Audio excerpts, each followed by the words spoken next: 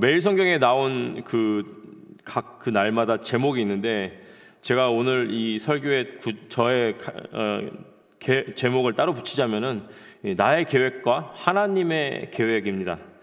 우리는 이제 누구나 어느 정도의 계획을 하면서 살죠. 어떤 분들은 계획을 아주 철저하시는 분들이 있고, 어떤 분들은 좀 굵직굵직한 것만 계획하시는 분들이 있지만, 어쨌든 우리는 계획을 하고 살아갑니다.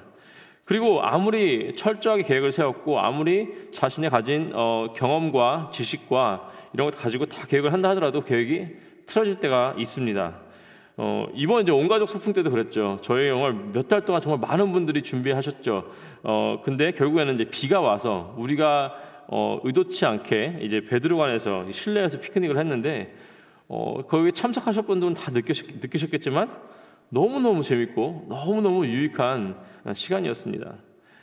우리는 이제 늘 이 잠언서 16장 9절에 나온 말씀처럼 사람이 마음으로 자기의 길을 계획할지라도 그의 걸음을 인도하시는 이는 여호와시니라라고 고백을 하면서 살아갑니다. 근데 우리의 계획이 틀어지는 것을 받아들이는 것이 정말 힘들 때가 많이 있습니다.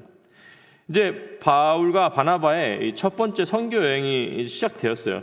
물론 그 사람들은 이것이 첫 번째 선교 여행이다라고 말하지는 않았을 것입니다. 왜냐하면 자기들이 뭐 한 번 갈지 두 번 갈지 몰랐으니까요. 분명히 어느 정도의 계획이 있었겠지만 또 준비했던 계획들이, 예상했던 것들이 틀어질 때가 많이 있었습니다. 오늘은 두 가지 계획이 틀어집니다. 첫 번째는 이제 마가 요한이 떠나가게 됩니다. 팀을 짜서 갔는데 그 팀원 중에 한 명이 떠나가게 되는 그런 상황이 벌어집니다. 이 구브로, 사이프러스가 그 일행의 첫 번째 목적지였고, 이제 그때까지는 이제 누가가 이제 이걸 작성했는데 바나바와 바울이라고 기록을 했어요. 근데 이제 13절부터 이렇게 나옵니다. 바울과 및 동행하는 사람들이 바보에서 배 타고 밤빌리아에 있는 버가에 이르니, 그 바울과 및 동행하는 사람들, 이제는 이제 여기는 바나바의 이름도 나오지 않습니다. 바울과 및 동행하는 사람들. 그리고 또 이렇게 나오죠. 요한은 그들에게서 떠나 예루살렘으로 돌아가고. 일단 이제 순서가 바뀌고요. 그다음에 13장부터는 이제 바울의 행적을 기준으로 이 사도행전이 전개가 되는 것을 볼 수가 있습니다.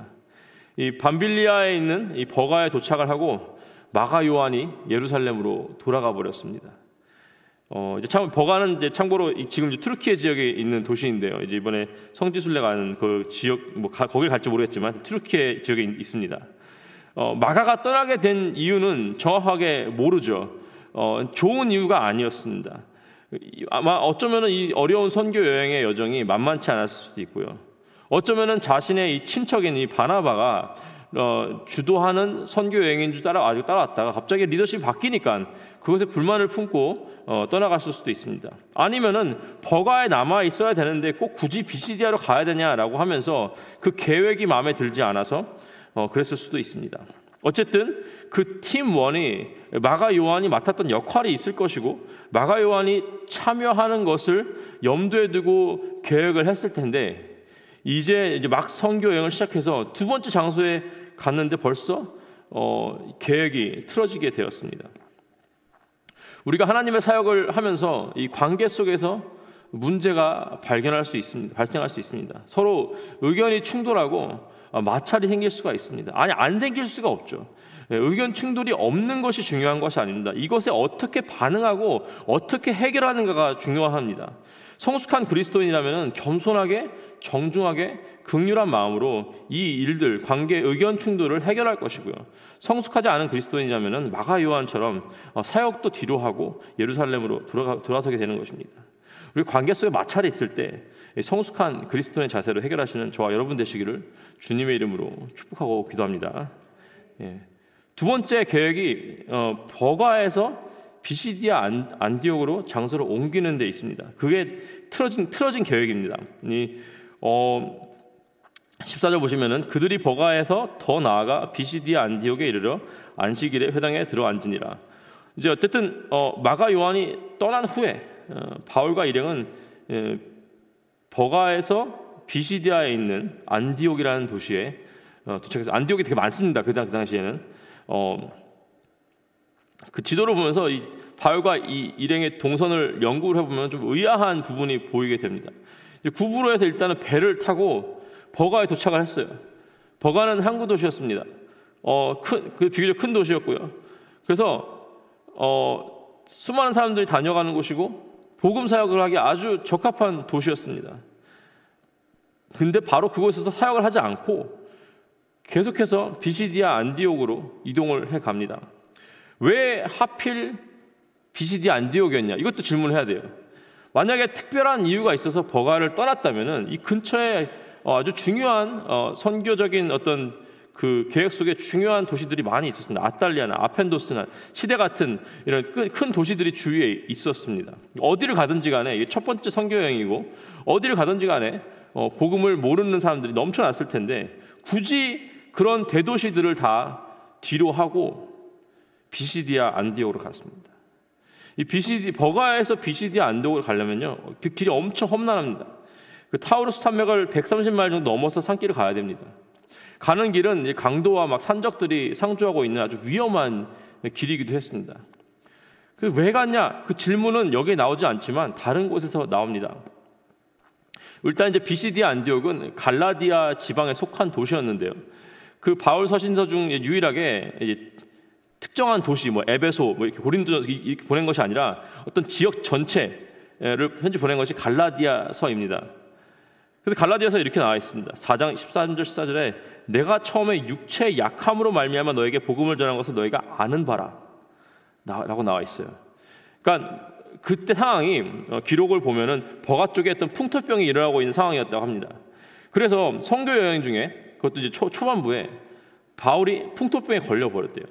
그래서 버가는 이 항구 도시라서 좀 덥고 습하고 공기가 탁한 상황이었기 때문에 풍토병에 걸린 사람들이 좀 고지대로 이렇게 이동하는 그런, 그래서 치료를 했다고 합니다. 고지대로 가게 된다면은 좀 이렇게 시원하고 좀 습도도 낮고 공기도 좀 맑았기 때문에 훨씬 더 치료하기에 좋은 곳이었다고 합니다. 그래서 바울도 이 풍토병에 걸린 채로 고지대로 이동을 해갔고 그러다 보니까 갈라디아 지방의 도시인 비시디아 안디옥에 도착을 하게 된 것입니다. 한마디로 바울은 원래 버가에서 복음을 전하러 갔지만 갑자기 병에 걸려서 이 계획이 틀어지게 된 것입니다. 근데 바울의 계획은 틀어진 것 같지만 하나님의 계획은 멈추지 않습니다. 15절 16절에 보시면은 이제 드디어 비시디아 안디옥에 도착해서 율법과 선지자의 글을 읽은 후에 회당장들이 사람을 보내어 물어 이르되 형제들아 만일 백성을 권할 말이 있거든 말하라 하니 바울이 일어나 손짓하며 말하되 이스라엘 사람들과 및 하나님을 경외하는 사람들아 들으라. 이제 그곳에 있는 회당에 가서 같이 함께 예배를 드리고 참석을 하고 이제 복음을 전할 기회가 바울에게 주어졌습니다. 거기에는 이스라엘 사람들과 하나님을 경외하는 사람들, 즉 유대인과 유대교를 믿었던 이방인들이 함께 모여 있었기 때문에 그들에게 복음을 전할 기회가 주어진 것입니다. 바울은 자신의 설교를 자신이 이제 좀 길게 설교를 합니다. 일단은 이제 이스라엘 역사를 이렇게 회고하면서 설교를 시작하죠. 하나님께서 이스라엘 백성을 애굽에서 구출하시고 광야를 이제 거쳐가서 가나안 땅에 정착하게 된 그 과정, 또 사사 시대를 지나서 사울 왕 다윗 왕 시대를 이르기까지 하나님의 끊임없이 이스라엘에 인도하셨음을 강조합니다. 바울은 이스라엘 역사를 통해서 하나님 그 백성에게 신실하셨고 그분의 계획과 약속을 이루어 나가셨습니다. 그리고 다윗에게 하신 약속, 그 후손 중에 메시아를 보내시겠다라는 약속을 예수님을 통해서 성취하셨습니다. 그리고 그 예수님은 이 세례 요한에게 의해서 증거되었고 요한은 예수님에 대해서 자신은 그분의 신발끈을 풀기도 감당하지 못할 자라고 증언했습니다. 여기서 우리는 하나님께서 이제 이 모든 계획을 통해서 구원의 계획, 구원의 역사를 이루어 가시는 것을 우리가 알 수 있습니다.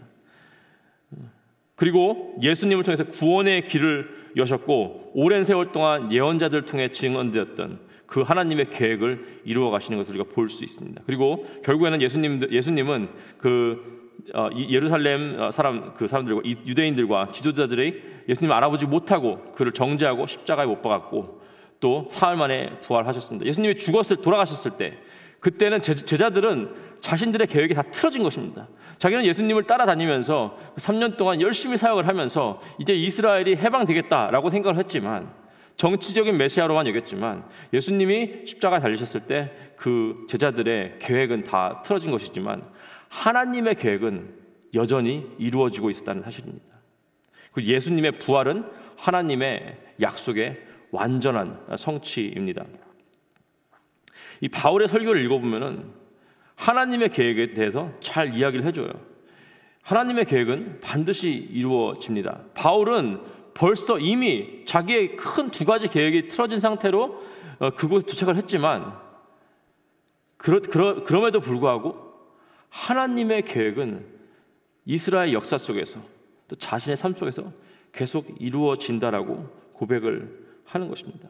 뜻밖의 일들을 많이 겪었지만 이 짧은 두 구절에 벌써 큰 두 가지 계획의 차질이 있는 것처럼 우리가 볼 수 있지만 그럼에도 불구하고 하나님께서 계속해서 그분의 그 구원의 계획을 이루어 가신다는 사실을 바울은 고백을 하고 있는 것입니다. 저와 여러분의 삶도 마찬가지입니다.